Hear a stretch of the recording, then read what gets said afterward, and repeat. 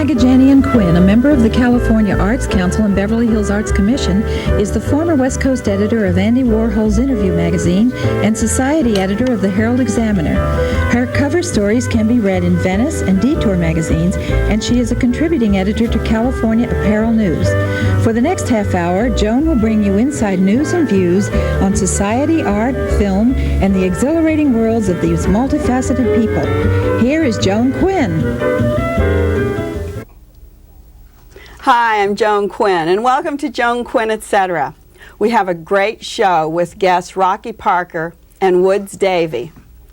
Rocky Parker is an actress who's worked on and off Broadway, appeared in commercials, and worked in television dramas.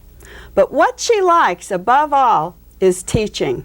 She loves to coach other actors. Why is that, Rocky? I think because I feel like actors always need a lot of support and a lot of help and a lot of guidance, and it's very hard for them to get that. So since I always needed it and realized that there was a real need for it, when I was in between jobs, I decided this was a good thing for me to do because it felt, you know, like a good thing that would help them. And you kind of get very, you know, it's fun in a way. Did you feel that they needed this attention because you had needed it? Did you find that need through your own needs? I think, yeah, I think so. I think that, you know, that's kind of how you discover things. And then it's a reality. I mean, directors are busy. Nobody really has time to help out the actors, and the actors are kind of, you know, wandering around. They wish they had a little guidance. It would be great if in our industry we had really good directors who really understood drama like they did in Stanislavski's day, but we don't. We have guys that are busy with the camera and busy with, you know, everything else, and so the actors are sort of the last thing. What methods did you study? I studied Stanislavski so as divided into the people that interpreted him, like Mira Rostova and Lee Strasberg and Sandy Meisner, and a lot of people interpreted Stanislavski, and Uta Hagen. So I studied with all of those people. Do you use their techniques when you teach? I do. I have a really eclectic kind of a way of teaching. I studied psychoanalysis when I was younger, and became a therapist, and I use a lot of those techniques too that are kind of Jungian. I see. So that helps you with understanding the artist that you're dealing with. Yeah, I work with dreams a lot because dreams really reveal to a person what they need to be looking at. Tell us how you would do that. Do you teach a large class or a small class? I've done both. I find that I never teach more than like 8 or 10 people at a time, and even that kind of a group of people doesn't get a lot, they don't get a lot of attention unless you have major amounts of hours. But so in the last few years I've taught privately, just coaching one person at a time. And they record their dreams. Some of them swear they never have dreams. But once you start really trying to remember your dreams come to you. And then what do you do? Tell us how it works, because I think that's probably a different approach. You said that was a different approach when we talked about it. Right. And they write their dreams down. Give us just a little hypothetical. Well, so we have a little kind of formula thing that you kind of write. You start a little book and you write in this book. And basically what you're doing is establishing a dialogue with your inner self. You're kind of trying to get in touch with the subconscious and make it conscious so that it can reveal to you what it is that you need to be working on in this particular script. So you're really thinking about a script when you're actually doing the coaching. I mean, you have something in mind. Yeah, you can do it without that, and then your inner self do the same dream thing, and then your inner self will reveal to you what it is that you need to work on. If an actor doesn't have a script and they come to me and they say, well, I don't know, what should I work on? Should I work on Shakespeare or should I work on O'Neill? Then you say, do a dream. See what your inner self tells you need to work on. And then once they've written their dream down and come to you the next day, tell us a dream or something that someone's come to you with. Well,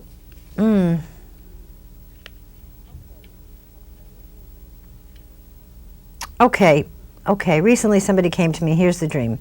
He's a person who's very fastidious and very involved with his clothing. He always looks very nice and very well put together.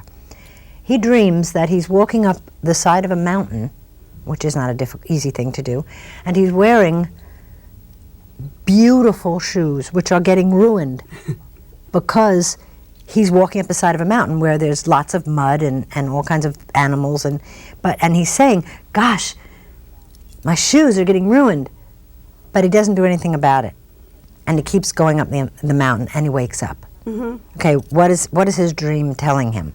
He comes to find out what is his dream telling him. He comes to you. Right. Okay. So he's coming in relation to a movie that he's doing, so he's being coached every day he comes. I see. So you have him associate all these different things, and what do shoes mean to you? And then he tells you all the things that shoes mean to him really quick, can't think about it. What do dirty shoes mean to you? And he tells you what that means. And then you associate every image in the dream to find out what it is that he needs to work on, that's going wrong. Why is he inappropriately wearing these shoes? And what we came upon, or one of the things that we came upon, was that he wasn't, quote, dressing properly. In other words, he wasn't dealing with what he really needed to deal with that would help him get further up the mountain. See, he needed to climb to the top of the mountain, but he had an impediment. Why did he have an impediment? A man that knows better. So then you just keep going further and further into what the shoes symbolize to him, and he's not standing on solid ground. So then is he relating this to the script, to his part? Yeah, and then he looks at, we're at a certain point in the script, and he can see how that character doesn't have the shoe thing, but that character has the same situation where he isn't really, it isn't working for him. With that technique then, I guess you would be bringing out his fears and his hopes, a lot of different emotions. So then do you teach those emotions how to react when you have those emotions? You sort of he becomes aware of, see, what that does is it clicks you into your inner self, which brings up your emotions, right?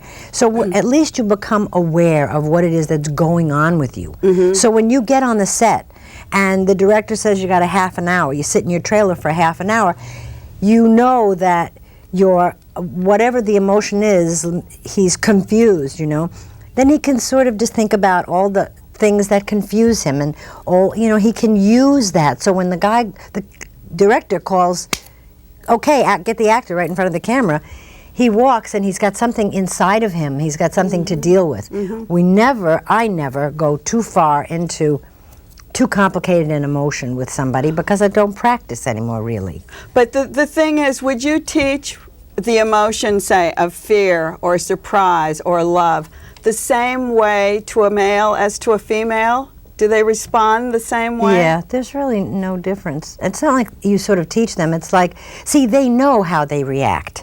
In other words, if you were really scared, if I brought that out of you, and you were really scared, you'd know what kind of things happened to you in your life when you were scared. Mm-hmm. I don't need to teach you how to be scared or how to be any of the other emotions. It's just a question of sort of isolating them and then making them available to you so you can use them for the script, which makes the script a much more, it makes acting and all that kind of thing a lot more of a healing process, of a process that kind of you learn. It's more educational as opposed to, do my makeup, darling. Mm-hmm. Please, I just must have a new dress. So you have to be a part of it. Yeah, so you're not into every superficial thing that will never get you anywhere, Well, talking about all the emotions that you know how you feel, love, surprise, excitement. Tell us a little bit about your personal life. You have a very busy household, I think, don't you? Yeah, I do. I really do. I'm married to an actor. I have 2 children that are actors. That's what I thought. You're married to an actor who, did you coach? You yes, worked with did. Patrick? Yeah. I coached him. That's how we met on a Broadway show tour. We were both acting. So his name is Patrick Dempsey. Right. And what are your children's names? Noelle Parker, who's an actress, little beautiful girl, my daughter, and my son, Corey Parker, who's on a show now called Flying Blind. So they're all successful. Yeah, they're all doing really well. Are you pulling emotions out of everyone at that house? No, as a matter of fact, I don't anymore. I mean, you know, Corey and Noelle and my son David, who I think is more talented than everybody but doesn't want to be an actor. You know, I taught them all when they were young. I mean, we went to the theater all the time, and I had my own company, and they would schlep around with me and watch us put on plays and be on the back of trucks when we were building sets. And so they kind of grew up in the field, really. So if we talked about what your ideal lifestyle would be, what would you want to do? What would your ideal lifestyle be? Well, that is a great question. I don't even know.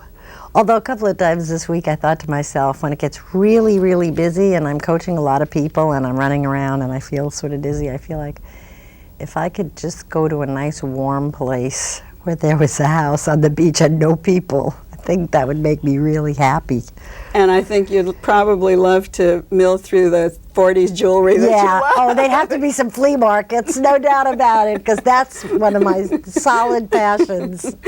Every Sunday I love the flea market. Yes, I do. I want to thank you for coming on and talking to us about so many interesting things. Yeah. I still don't know if I could be in touch with my senses the way you say you can be. Well, if you work on it, you can. Okay, Rocky. Thanks to Rocky Parker for being with us, and we'll be back after the break with sculptor Woods Davy.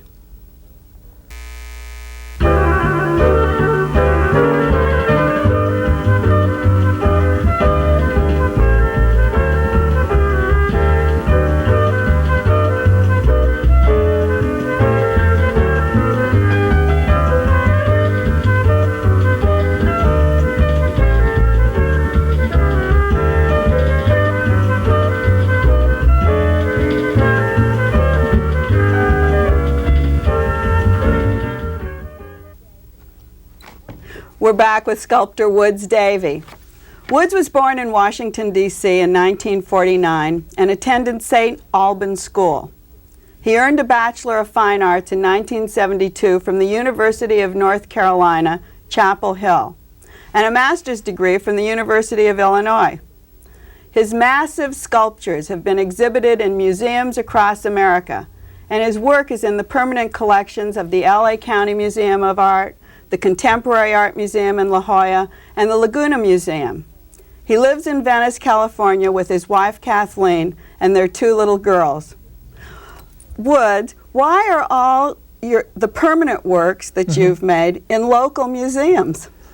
Well, for the immediate past 4 or 5 years, I've been representing myself in Los Angeles, and the majority of the exposure that my work receives is in Los Angeles. And since I've been married and started to raise a family, I haven't been as aggressively pursuing museum collections and out-of-town exhibitions and things like that. And my work has changed a bit, and there are priorities in my life that have been shuffled around, and I work every day on my sculpture. But in terms of doing the business side of that, getting slides and proposals out, you know, I in that respect, I miss having a gallery. I was just going to ask, do you think a dealer is necessary? Well, I think it's an individual decision. For me, I've been quite happy the last 4 or 5 years without a dealer. But then again, sort of playing devil's advocate with myself, I can see, well, geez, you know, I haven't been in this show in Minneapolis. I haven't been in a certain show in New York that I thought my work would have been right for. And if I had one of the better dealers in Los Angeles, perhaps that would have worked out. But in terms of creating an atmosphere where I can feel good about myself and create the type of work I want to do, I've never been happier, and I feel my work the changes that it's gone through recently has been quite healthy, and I'm very pleased with that. So basically the changes have all been for yourself, not because a dealer has said this is what we have to do. This is the career sometimes. move to make and that type of thing. And, but I work very well when I'm pushed. And so I kind of, if a dealer was there, saying, well, you've got to do this and let's get this work out to, X, Y, and Z and get this piece in New York and blah, blah, blah. And I had kind of a steam engine behind me like that pushing me. I think perhaps there would be some museum collections in New York that I was in right now and that type of thing. What would the alternative be to a dealer? I know you work a lot with art consultants. Right. Well, I'm working on some large commissions right now out of town, one in Philadelphia and one in New York City, and then another one in town, in downtown Los Angeles, that have come through art consultants.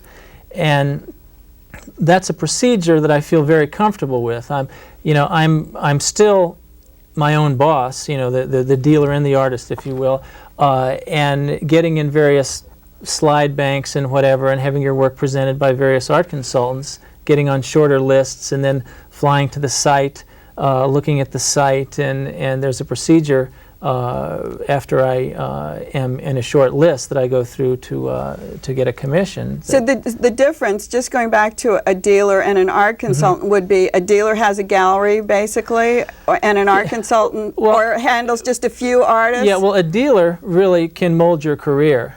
As I see it. I'm just speaking in terms of what I would want in a dealer, and I would really want kind of a partnership in which, I put my trust and faith in a dealer to help structure my career and help me make decisions, not decisions concerning aesthetics or my work, but just kind of business career moves that a good dealer, I think, is probably very invaluable. Someone like Corcoran or Peter Gould's or someone along those lines. And on the other hand, with an art consultant, there are specific projects which gives me the opportunity to have a permanently installed major piece in New York City or in Philadelphia or in downtown Los Angeles.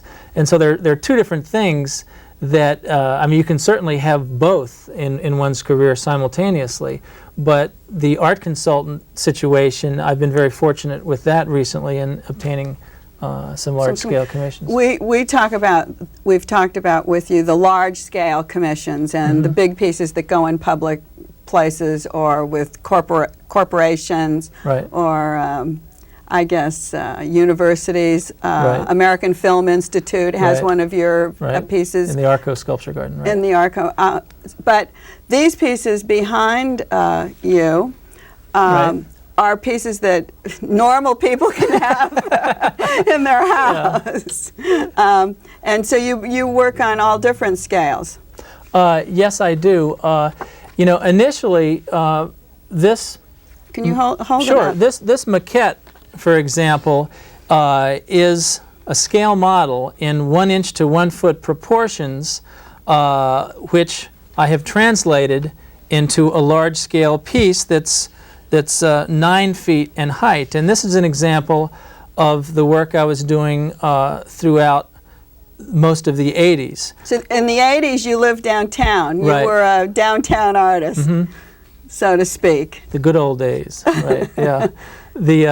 I had a loft in what used to be Desmond's department store downtown, and it was 9,000 square feet for $350 a month. It was a huge, vast place. And at any rate, this earlier work, which has a lot to do with the idea of achieving a balance through the combination of technological and natural form, has grown into another family of sculptures that you see a couple of small examples here, which I can talk about in a minute. When you were living downtown, you said, I live among the freeways and the high-rise structures. My sculpture is a reflection of that environment, an attempt to distill the urban landscape. And I guess that's what you're talking about. You use a combination of pulls and pushes and... I don't know if you can pick this up on the camera, but say these brown linear elements represent rectangular steel tubes that convolute and wrap around one another in a very, for me, a very tension-filled structure, much like the one-way streets and no left turns and sort of the urban mapping of downtown. And for me, that downtown and these structures really produced a very tight, tension-filled system.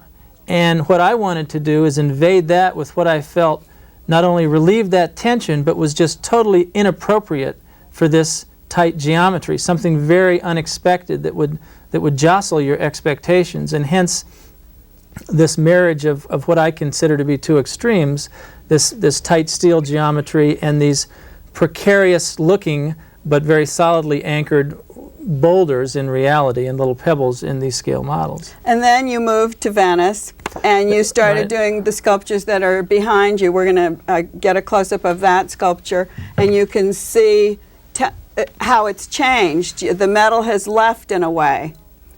Describe that for us.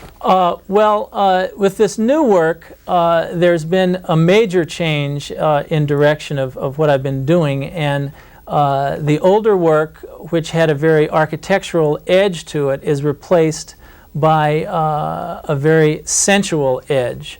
And I seem to be making natural forms out of technological material. And I started doing these when my wife Kathleen and I started having a family, and also when we started collecting primitive art, which has had an influence on my work. And there's a certain sense of fertility in these pieces. They're male and female associations that one can have from them, like these two. This one simultaneously might have a female and male association, and this one a female association. So you're influenced now by the primitive art, the family, just the children, and it was at the same time when the older work was getting to the point where I knew it so well, I didn't want to be redundant and I didn't want to dilute what I'd done, and I went through some transitional pieces to get into the new body of work, and now the little stacked granite piece over there is, I'm quite excited about these works. This is Colorado red granite that I've cut and attached together with steel pins, and I've wrapped galvanized steel cable around the stones, welded the cable into the stones, and that's what leaves this carbon burned effect on the piece and gives it that rich patina. And these pieces seem very primal and very kind of future primitive, and I think there is a good deal of influence from the primitive art. You can see the burn marks on them now that you were talking about as we get this close-up on it. Could any of these sculptures translate into larger pieces? Well, yes, these are quite small in comparison to the usual scale, and I'm doing a series of columns, granite columns, for a new building in downtown Los Angeles that will be larger scaled pieces based on this concept right here, with a water element that goes through the stones and then cascades down the stones. And well, I think you answered my question. I was going to ask you the new material you'd be using. You're going to start incorporating water then. I've always had that in the back of my mind, and it's been difficult just to set aside the money and time to do that for myself in my studio, build a little pond or whatever and go through all of that. And so recently an art consultant saw some of these pieces in my studio, and I did a little sketch of what it would look like with water and an idea that I had and wished to do, and so I was fortunate enough to get this commission. And so that also brings up another question when you talk about a sketch. Did you ever want to be a painter, or were you always just thrilled with working with big pieces? Well, I like the idea of conceiving of something in my mind and then making it a reality that you could walk up to and approach. And I was more involved with building things and cutting and chopping and working with my hands than than doing flat works, and then the idea of what one makes is a reflection of who one is and one's personality. When I began to realize that, then I began to realize how much trouble I was in. I mean, you're tall and you're strong, and I think the work really reflects what you are. Well, is that what you meant? Well, no, what I was meaning is just initially just the interplay of the opposites, that I feel was very strongly present in the earlier work. But the newer work, I'm constantly trying to decipher it and kind of percolate and think exactly what it really is all about. And one of the reasons I stopped doing the older work, although I'm looking at it again and starting to get into it a little bit more, but one of the reasons I stopped doing that work is I knew it so well. And this is still a real mystery, and one week I'm thinking this, and then my thoughts are just evolving. Let's get a real quick answer from you, a mysterious answer. What would your ideal lifestyle be? I have two great kids and a wonderful wife right now, and I'm very happy. I think if we had a big studio out in the desert or on the beach or whatever, but I'm really I've never been happier in my life than I am right now, and so more money and that's it. Okay. Yeah. We're gonna leave you now with that thought. Okay. Thanks to Woods Davy, and thanks for watching Joan Quinn, etc. We'll see you next time.